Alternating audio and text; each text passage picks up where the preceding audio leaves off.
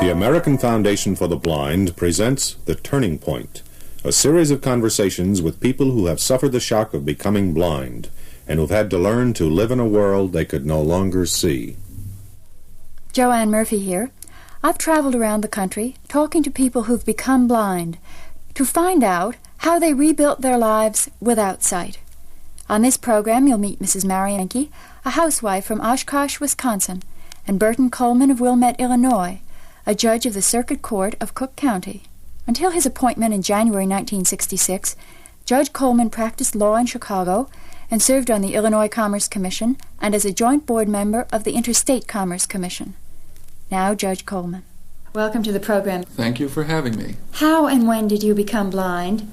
In July of 1948, when I was 16 years old, I was hit by a baseball in the eyes during a sandlot baseball game. The impact of the baseball detached my retinas, and I was never able to regain my sight. I was just finishing my junior year of high school and going on into my senior year. Had you been a good student? I'm sorry to tell you that I was a very poor student in high school before that. At the bottom of my class, always in trouble, never had my homework ready. This, however, made quite a change in my life, and especially in my studies. Was there a turning point after blindness that set you on the road that you're on now? Yes, I think it was the first year after I was blinded. When I returned to school in the fall at Hirsch High School in Chicago, the Chicago Board of Education wanted me to go to a school for the blind. My father and my former school principal argued with the Board of Education and talked them into allowing me to graduate with my class. This was the beginning of the turning point, because I was still in shock from the blindness. I wanted to commit suicide. I felt terrible. I didn't think there was anything left for me, and I was a young fellow, very despondent.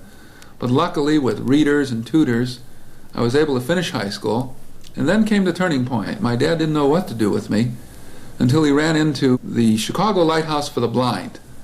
They had an 8-week college preparatory course there. I learned to read and write Braille. I learned to operate a Braille typewriter. I learned to type better with an ordinary typewriter. I learned manual skills. I learned how to travel by myself all over Chicago with a cane. I became a relatively independent blind person. I think it was the Chicago Lighthouse for the Blind that was my turning point. Oh, there were so many experiences that took place that summer. I remember with Winifred Kuhn, who was one of my instructors, when she's about 5 foot tall and had been blind since birth, and I'm about 6'5.5". And I said, Winifred, I'm having a lot of trouble with the tops of doors, door checks. What do you do about those?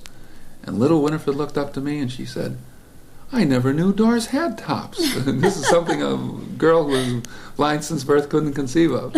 But we got around door tops and door stops. And you learned to stoop. We learned to stoop. That's about it. I stooped to conquer. And conquer you have. After you completed the college preparatory course at the Lighthouse, what then? Then I was fortunate enough to get a probation admission to DePaul University. My school marks the first 3 years in high school had been so bad that even though I made straight A's my 4th year, I was still second from the last out of 275 in my high school class. So DePaul took me in on a chance that I would be better, and I became a straight A student and first in my class, both from the DePaul University College of Liberal Arts and afterwards when I went to law school at the DePaul University College of Law. In Chicago? Those are both in Chicago, Illinois. I was very fortunate that they gave me a chance to go with sighted students, and I was able to do a rather good job.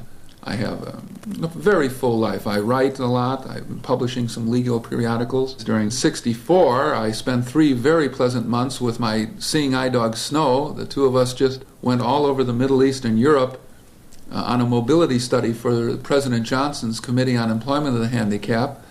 We tested the facilities for the blind in the various countries and made a report on them. You have a family, too. Oh, they're my best extracurricular activity.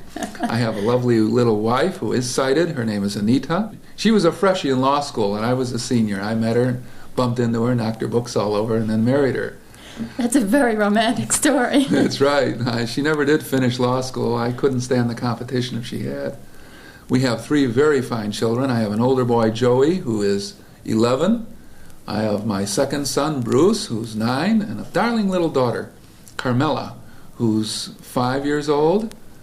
And we have a well-rounded family, a little home surrounded by a huge mortgage out in Wilmette. Well, you have a very, very busy life. All in all, when I compare my life with those of my sighted friends, I really think that I do tend to overcompensate in a positive way, trying to prove things I can do. But I like it because it makes a better man out of me. If I hadn't been blinded, I really worry about what would have happened to me. I was a poor student, I was indifferent, I was a mixed-up teenager. The blindness forced me to pay attention to what I could do. It forced my potential, which in most people is really unused. It forced me to take this potential and use it. And I'm saying this honestly. I'm glad I became blind because it made a better person out of me. It made me more introspective. It made me learn what I could do. Now, that doesn't mean I wouldn't give $1 million in all my physical assets, not my family or my profession or things of that sort, to have my sight back. But it does mean that I think I'm a better person because of the crisis I had to go through, because of the growth it forced on me, and the realization of what I can do if I'm really put to it. I think most people could do the same thing if they're really put under the pressure that a blind person is put under. And if something like this does happen to you, it's hard. It's hard not being able to see your children, and it's hard not having to travel with a dog and watch for traffic all the time. But there are many other things in sighted life which are hard. And this has so many compensations. It has the compensation of being able to do something that's good, and also showing other people that really they shouldn't be sorry for themselves. I'm in trouble, I don't have sight, and I can get a great deal accomplished, and so can most sighted people, if they'll just put themselves to it, and if they'll put themselves to the strain of achievement. Thank you for joining us on The Turning Point.